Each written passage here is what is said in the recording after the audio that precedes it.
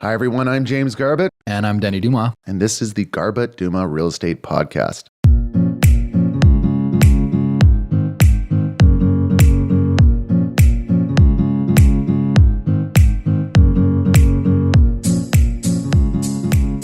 Jamie, we are officially in the middle of busy season. It is here. These last few weeks have been kind of crazy, and it seems like every week is just evolving into what is going to be a wild 2021. On the listing side, like we talk a lot about that, our team does a lot of listings. We want to focus a little bit today on the buy side. Obviously, there is a buyer's agent and a listing agent in every transaction, in most transactions in Greater Vancouver. And markets like this can be extremely frustrating. You've got to be very patient. I think you've got to prep clients extremely well for market conditions. And so we just kind of want to share our thoughts, our experience on the buy side in markets like this in 2016, 2017, when most product was getting multiple offers, and we're back there now. Yeah, I think the biggest highlight here is expect to put more than one offer out there. This kind of market, when the supply of listings is low and the demand from buyers is so much higher, being a buyer's agent, like you said, is challenging. It's frustrating. It's tough. And not long ago in the fall and last year, it was much easier. So I think some of the whole point of this episode is to, from a realtor's angle, from a buyer's angle, just kind of talk about, I guess, some of the struggles and frustrations to address those, and how to kind of confront what we're running into, and basically kind of how to, from a realtor angle, how to better prepare your buyers for what's ahead, because these offers, well, if it's detached or a townhouse, you're going to be competing, and if you're not putting offers that are worthwhile, there's no point. It's one of those markets you can't get away with a deal. So where should we begin? I think we should probably start with the conversations that you have with the client when you first meet them. Totally. So let's talk about that. And those change throughout the year, throughout different markets. Those are very, very different conversations. And in some, like today, those conversations are extremely realistic and trying to mentally prepare people for what they're about to take on, and not to scare them away in any way, but I'll start with a story, Jamie, and then we can kind of like dissect how this can be avoided. So I got a text from a friend last night, said my sister just offered on a place I believe it was in Pitt Meadows. List price $899, they offer $950, sale price $115. And his comment was they were shocked. And so immediately I think that is realtor error. Like, I haven't seen a home sell for $950, a good home on a good street in Pitt Meadows, in the last 3 months. Like, anything that is getting listed at $899 is selling well above $1 million. And so I think if the immediate feeling after going into an offer like that is shock, something was mishandled. Well, that sounds like it was underpriced. Definitely underpriced, yeah. But I'm like coming from the buyer's perspective, and the buyer's agent's perspective. There's no prep there. If my client offers $950 on a home that is listed at $899 that I tell them is worth $1,100, and they have 20 offers, I'm going to say, sure, we can go through this exercise. Just so you know, we have a very low chance of being successful tonight. Yeah. Right. So and I just wanted to share it because I thought it was interesting. And like, when we're dealing with offers on listings, and let's say you have 10 offers, in most cases, 7 of them literally have no chance. So I guess our point of this podcast is just kind of how do we prep buyers for what they're going to be undertaking in the next 6-12 months in Greater Vancouver. And it starts in that first conversation. Like, when we have new buyer meetings a few times a week, and that first conversation is, a lot of questions to them. Have you connected with your mortgage person? If no, that needs to be done tomorrow. We need to see, you need to get them all your income documents. We need to see a pre-approval to know exactly what you can afford, so we can go in making strong offers. Because if we're offering subject to financing with 7 days or 10 days, we just have no chance of buying a property this year. Not if it's an entry-level home. No. Yeah, those are pretty much subject-free automatic right now. I think a good thing to talk about there regarding the price, you mentioned an example where it was, $899 list price and $115 sale price? $115. So, yes, that's a a crazy instance of a well above sale, like a sale well above list price. I guess from the buyer's perspective, recognize that sets the precedent for the next one. In a market like this, in a market that is slower, it may not, but in a market like this where there's more buyers than meet demand, every sale kind of is the benchmark for the next one in a way. And that will stop one day or ease up one day. Yeah. But if you're a buyer in this market and you see the products that you're going after selling for $100,000 or $200,000 above where you're willing to pay or what you're willing to do, recognize there's nothing in terms of market momentum swinging back in your favor right now. No. So there is an argument to be the one that steps it up with the next strongest offer, because you are going to be the one that gets the house and sets the precedent for what may be future higher prices. Mm-hmm. But don't expect, I don't think we're in a market where you're going to see, that one went for more than it should have. The next one will be cheaper. I don't think we're in that kind of market, or you can't anticipate that anyway. No. So, I often just position with the buyers to recognize that we're looking in prices are up, prices are changing. And as we get into this and put offers out there, that's going to tell us a lot about where the market is going in that moment. And don't expect to land the first offer. But when you do get that first offer out there, you're a little more, the buyers I find get a little more comfortable with the process. Sometimes buyers need to lose out on a few offers to get a little more aggressive with their approach. And that's perfectly natural. Not everyone goes aggressive on the first one. But if from a realtor perspective, if the buyer's just never putting the right number out or never putting a good enough offer out, they're likely to watch the market climb in front of their face. And that's a very frustrating experience. And then you have to decide if you want to get in the mix of doing a dozen offers for this client, or if you just part ways. And I think this is kind of a market where it is more than perfectly normal to part ways with a client if the offers are never good enough. Yeah. It's I just want to stress, being honest with people, I think, is always a winning formula. And in markets like this, being realistic with clients and sharing the past few weeks of examples that you've been involved in. Hey, I had a client offer on this one down here where there was 9 offers. We offered 100K over, it sold 150K over, subject free. Pretty similar product of what you're looking at. The list price was $999, it sold 1.2. Being realistic and sharing examples right out of the gate to kind of get them in the mindset of what is actually happening, whether or not, like Jamie said, they want to go aggressive on offer number one is up to them. Often, in most cases, it takes a little bit of conditioning. They need to understand and get a feel for it themselves, and that's totally fine. But in markets like this, I never want a client going into a situation and coming out saying, I'm shocked that we didn't get it. Right? In my head, I don't know what the conversation was like behind the scenes, but in my head, there just wasn't enough communication with that specific buyer for that property.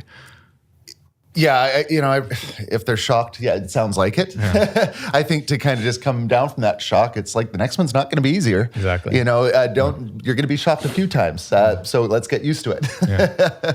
So we're talking about the preliminary conversations, and that meaning be like the conditions of buying, depending on the product, prepping the client for, particularly if it's entry-level detached homes, for being whether they like to admit it at the start or not, they're getting ready to have that deposit in place and put those subject-free offers out there. Mm. And I think we're in an environment now, from a buyer's agent's perspective, have your clients get that deposit check ready.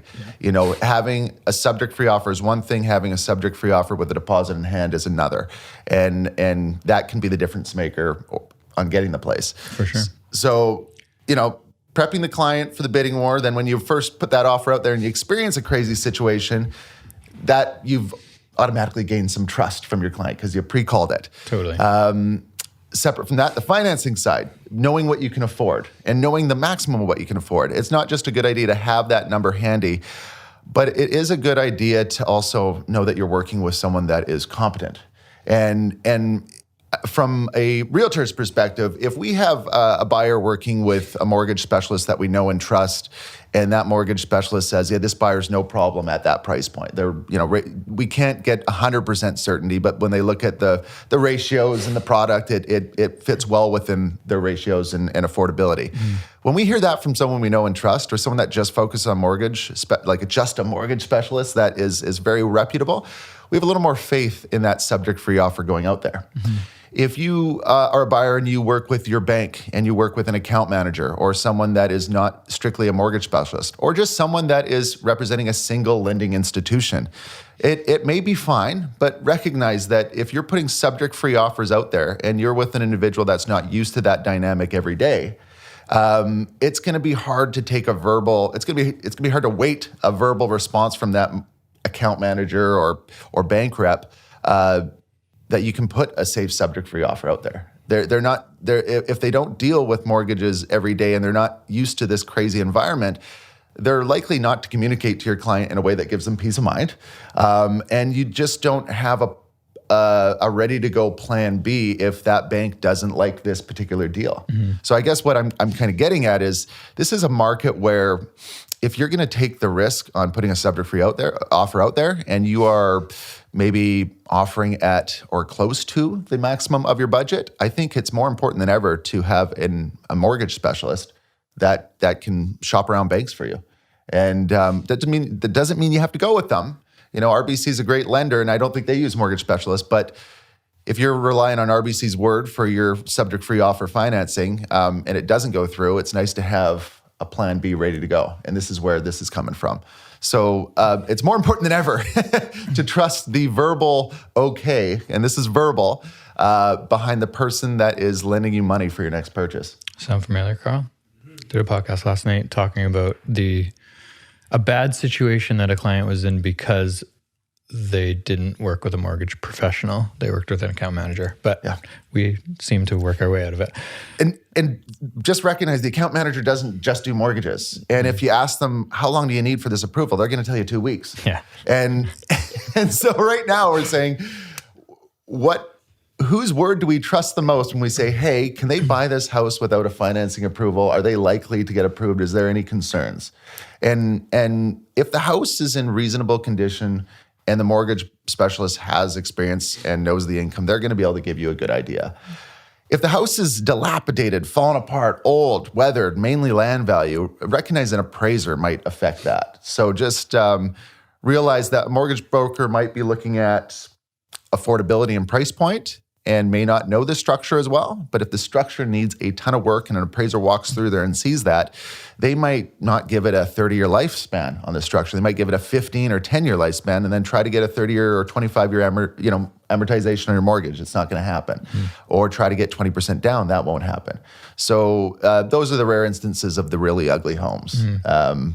I guess the people that are buying those, hopefully they're pre-prepped by the realtor for that, because anyone that's buying a house that's fallen apart might be doing a 35% down or a 50% down if it's really bad. I want to share a few things throughout the process. So obviously those initial conversations of just sharing what current market conditions are like is super, super important. But once people start getting out to see properties, it is not buyer tours anymore. It is watching what comes up every Monday and Tuesday, picking the 2 or 3 that you love, that you don't want to miss out on. And for buyer's agents in this market right now, it is extremely important to be on top of those messages from clients. So when a client sends a message to you, it says, I want to see this, it just listed, let me know when it comes up. Like, it is our responsibility to call that realtor or touch base, whatever they'd like us to do, immediately to find out when showings are, when they're looking at offers. Can we get in there today?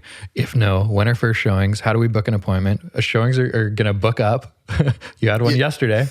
Showings are going to book up. We need to be on that list because my guys love it and they don't want to miss this one. So being on top of those messages from clients, getting in touch with listing agents immediately, super, super important. And then once you see a property, most single family homes are selling subject free. So what does that mean for the buyer? We've talked about due diligence going into subject free offers. That is the time to do it. So as soon as your buyer sees a property that they love, that they're considering offering on, what are the next steps? So the next steps are sending property information to the mortgage specialist, the listing, the property disclosure, if it's an old home, oil tank scans, any update lists, whatever it may be. And then this is when a lot of consumers don't even see this, but this is when the realtors are doing all this due diligence behind the scenes. So we're calling the city, we're getting permit history, we're verifying lot dimensions, we're are there any open permits? Like there's a ton of questions that we go through and then kind of just like prep a summary for clients. And I think a lot of realtors don't necessarily know those steps to take to be able to confidently go in subject free. It's not that you're not doing due diligence. You're doing due diligence prior to writing the offer. And a lot of clients now are doing pre-inspections.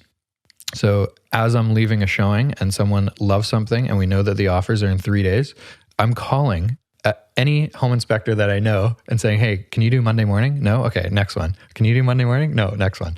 And we're just trying to find someone to get in to be able to do that pre-inspection. So again, we can give clients as much information, as much peace of mind as possible going into that offer scenario so that they can make a strong offer so that theirs, in our next podcast, we'll talk about, can stand out in that pile. Yeah. So to kind of recap, that was a lot to recap. I think you started with looking online, seeing when they're doing showings, seeing the direction of offers, seeing when they're presenting offers. Mm-hmm. If you don't have the luxury of checking the market every day on the inventory, I think like you want to get an early week check-in like a Tuesday, see what the listings are, and then maybe again on Thursday. If there's 2 days of the week that are important to check, I like those 2 days just because Tuesday usually gives you all the new listings and Thursday gives you the late ones that trickle in and helps you plan your weekend better. When they look at offers, if they're doing a Sunday offer presentation, recognize on Tuesday that you better have your due diligence done by Friday. So if you need to call the city on this home, do it by Friday. Don't get stuck on the weekend in a spot where you can't do proper due diligence and you're putting unnecessary risk on your client to buy a home subject free. Mm-hmm. If the offers are the following Monday or Tuesday, then you have that business day to work with. But I think, Denny, you make a good point. There is a little bit of important prep that needs to be done right away when a new listing hits that ticks all the marks. It ticks all the boxes. Yeah. If they don't have the showing offer direction up there, you want to phone that agent right away, see how they're dealing with offers, first come, first serve, and when are first showings. And then you start the due diligence process if you think it's going to, be of interest to client. And I'm talking specifically here for I think detached when I'm thinking out loud here a lot. And when it comes to detached, real quick call to City Hall, permit history, open permits, zoning, and anything else whatever else they can tell you on the home. If there's a plan, that's for building. Planning is more zoning and redevelopment. Engineering might be about services, or if there's easements, covenants. But at the end of the day, you got to get City Hall on the phone sooner than later, so you know what you're talking about. Because you can't take the listing agent's verbal, hey, here's what you can do, here's what's going on about it. You need to double check it yourself from the city. So no, I don't think there's more we need to elaborate on, but mainly just making sure you do the due diligence early and before offers come in. And that goes for oil tank and inspection too, if you go that far with it. Denny, once they have the showing request leading up to that offer, you don't know how busy this listing is going to be. Your client's interested. Offers are next Monday. Your clients are excited about it. They're going to see it on Saturday. What questions might you ask the listing agent on, what are some important questions? Well, you know what? We're going to get into that. Questions to ask a listing agent on the next podcast. But just prepping your buyer for the offers, what questions do you ask the listing agent maybe prior to the first showing or prior to the, if you think your buyers are going to be interested prior to the offers? Let's maybe just summarize and use that as another podcast. Sure. But what I've kind of just noted here is communication with the listing agent is super important. So reaching out early to book showings, great. You're going to, if your clients are interested in this home, asking about what dates the sellers are looking for, just to start kind of getting all those little details behind the scenes prepped. Let's summarize as communication with the listing agent is super important in a property that your clients are going to be offering on. And then let's do the next one. Yeah, absolutely. And there might be scenarios. There are like right now when we're going to talk about how to buy and sell too. But I guess at the end of the day, if a client's excited about a listing, this is not a market to get overly excited about a listing. It is a market where you have to assume that other people are going to be excited about the same listing you are, and try to mitigate that excitement a little bit. Yeah. But we're going to have a couple following episodes here about great questions to ask a listing agent to get more out of it. and how to buy first and sell first, then sell, and vice versa. Let's roll into it. I like it.